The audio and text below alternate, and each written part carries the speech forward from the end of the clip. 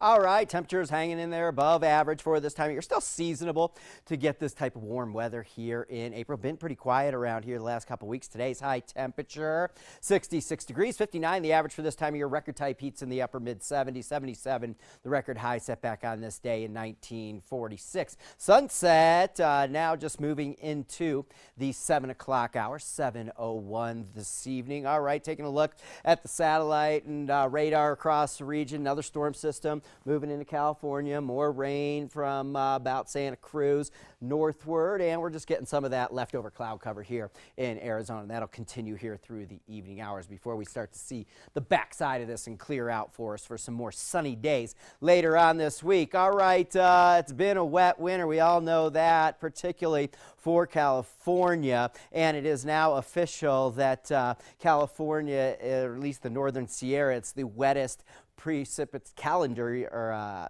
what should I say, water year on record, dating all the way back to the 1800s. This map that we're looking at here, this is percentile of average precipitation here just since the fall through right now. And these dark green areas ranging from the northern Sierra through northern Idaho all the way up into the Rockies of Wyoming and even into Montana. That is the record wettest of all time winter precipitation. Then you get the little lighter shade of green. That's much above normal, top 10% of winters. That's all this lighter green for much of California and through much of the west. And then you get, south of some of these southerly latitudes, including us here in northern Arizona. If we look over on the scale here to the right, that's top 33% of winter. Still well above average for most of the west. And not only is it the record wettest just for these winter months, but the 8-station index for the northern Sierra, they've already set the record for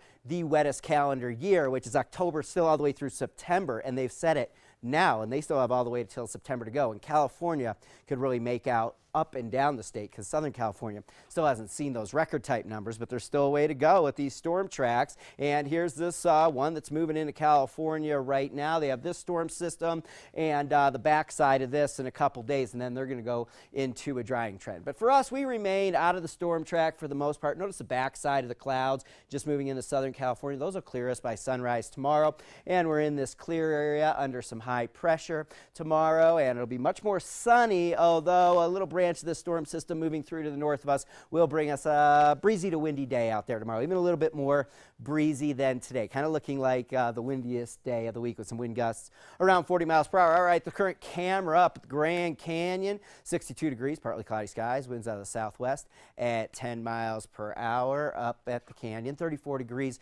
is our early morning forecast for us overnight tonight. We continue with these high clouds streaming through for us tomorrow. As I mentioned, it'll be on the breezy side with some winds gusting up around 40 miles per hour. 67 degrees our high temperature forecast. Temperature is really not going anywhere up a degree, down a degree here for the next 5 or 6 days. Pretty quiet weather for us all through the week. 82 for Sedona tomorrow, 77 in Prescott, Payson 76 degrees. And a look at the extended forecast, really not a whole lot shaken here, just as I mentioned, temperatures up and down a degree or two. It looks like typically breezy each and every day, with Tuesday and again Thursday, tomorrow and Thursday being the windiest of days this week.